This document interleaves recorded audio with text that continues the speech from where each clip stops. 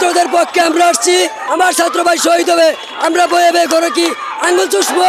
আমরা রাস্তায় প্রতিবাদ করবো ইনশাআল্লাহ। পুরো অন্যায়, এটা মাইনে নেওয়ার মতন করে নাই। এই ছাত্রদের ভালোবাসি, আমার ভাই, আমার বাইস্তা, আমার আত্মীয় স্বজন যাই হোক না হোক, বাংলাদেশের ছাত্র পরে আমার বলার অধিকার আছে। আমরা এই জন্য আসছি, আমরা আন্দোলনের পক্ষে আছি। ন্যায্য দাবি এদের। সাধারণ মানুষ চাকরি পাইতেছে না, আর ওরা সব পাবো, এটা হইব না তো। ভার্সিটিতে রক্ত হানাহানি খুনাখুনি, এসব কেন? এসব কেন? ছাত্রদের হাতে কেন লাঠি? কেন পুলিশ দিয়ে এত হামলা মামলা? আমরা এসব চাই না। আমরা চাই শান্তি সুষ্ঠুভাবে একটা গণতন্ত্র এদেশের তৈরি হোক।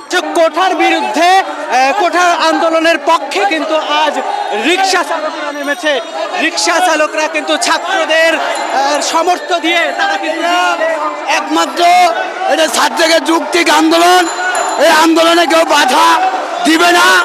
এই আন্দোলন এদেশে 2 লক্ষ লোকেই খালি যুদ্ধ করে নাই, যুদ্ধ করেছে 30টা। এখন বর্তমানে আপনার কাছে মাননীয় প্রধানমন্ত্রী, আপনার মামা, আপনার কাছে বলি, আপনি 2 লক্ষ দেখবেন না 18 কোটি দেখবেন? দর্শক, এই মুহূর্তে প্রেস ক্লাবের সামনে কিন্তু রিক্সা চালকরা, সাধারণ রিক্সা চালকরা মিছিল করছে ছাত্রদের পক্ষে, যে কোঠা বাতিল চাই এবং ছাত্রদের উপর যে হামলা চলেছে এর বিচার চাই। সারা বাংলাদেশে কিন্তু এই ছাত্র আন্দোলন ছড়িয়ে পড়েছে, কোঠা সংস্কার আন্দোলন। যেই কোঠা সংস্কার সাধারণ শিক্ষার্থীরা তাদের ব্যানারে ঢাকা বিশ্ববিদ্যালয় থেকে আন্দোলন শুরু করেছিল, সারা বাংলাদেশে সেই আন্দোলন কিন্তু আজ ফুঁপে উঠেছে। তারই পরিপ্রেক্ষিতে দেখেন সাধারণ জনগণও কিন্তু রাস্তায় নেমে এসেছে। দর্শক, চলবে, এই দেশে চলবে না। এই দেশের খুব অত্যাচার হয়েছে, সাধারণ মানুষের অত্যাচার করতেছে, দেশে চলতে দিতেছে না। সরকার সবকিছু কিনে মেনে নিতেছে না। সাধারণ শিক্ষার্থীদের দাবি মানতে হবে। এই দাবি না মানলে আগুন জ্বালায় দেব। সাধারণ মানুষের সবাই নেমে পড়েন, সবাই একভূত হন। এই যে অত্যাচার চলবে না। হ্যালো, আমি বলতেছি যে দেখেন, আমার যদি ছেলে হলো তাহলে আজ আমার কি কোন অবস্থা দাঁড়ালো নে? আমরা রক্ত দিয়েছি, আরো দিব। আমার ভাইয়ের রক্ত কেন? এই স্বৈরাচারী সরকার হাসিনা, তুই জবাব দে, জবাব দে, নইলে তোর ফাঁসের কাস্তুরি ঝুলতে হবে ইনশাল্লাহ। তুই আর রক্ষা পাবি না, পাবি না। এই স্বৈরাচারীর নাটক আজ 15 বছর হলে এই দেশের জনগণ দেখতেছে, আর দেখতে চায় না।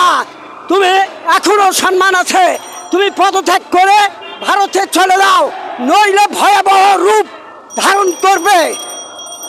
এই খবর দে, খবর দে, সারা বাংলা খবর দে। আওয়ামী লীগ ধৈর্য ধৈর্য খবর দে। এই দে দে খবর দে, সারা বাংলা খবর দে। এই আওয়ামী লীগ ধৈর্য ধৈর্য খবর দে। হ্যাঁ দর্শক, প্রেস ক্লাবের সামনে পল্টন মোড় হয়ে কিন্তু তারা এই রিক্সা, সাধারণ শিক্ষার্থীদের সাথে রিক্সা চালকরাও কিন্তু এই মিছিলে অংশগ্রহণ রয়েছে। আপনারা দেখছেন যে রিক্সা চালকরা সাধারণ শিক্ষার্থীদের পিছে আছে, এবং আপনারা জানেন যে গত কয়েকদিন ধরেই কিন্তু সাধারণ শিক্ষার্থীদের ওপরে পুলিশ, ছাত্রলীগ সহ হামলার শিকার হয়েছে, এমনটি অভিযোগ করছে সাধারণ শিক্ষার্থীগণ। তারই পরিপ্রেক্ষিতে কিন্তু গত 2-3 দিন ধরে সারা বাংলাদেশে একটা তীব্র আকারের সহিংসতা পরিণত হয়েছে। আজকে দেখতে পাচ্ছেন যে এই মুহূর্তে শুধু শিক্ষার্থী নয়, সারা রাজপথে সাধারণ মানুষও, সাধারণ জনগণও কিন্তু এই তাদের আন্দোলনকে সমর্থন জানিয়ে কিন্তু মাঠে নেমেছে। দর্শক।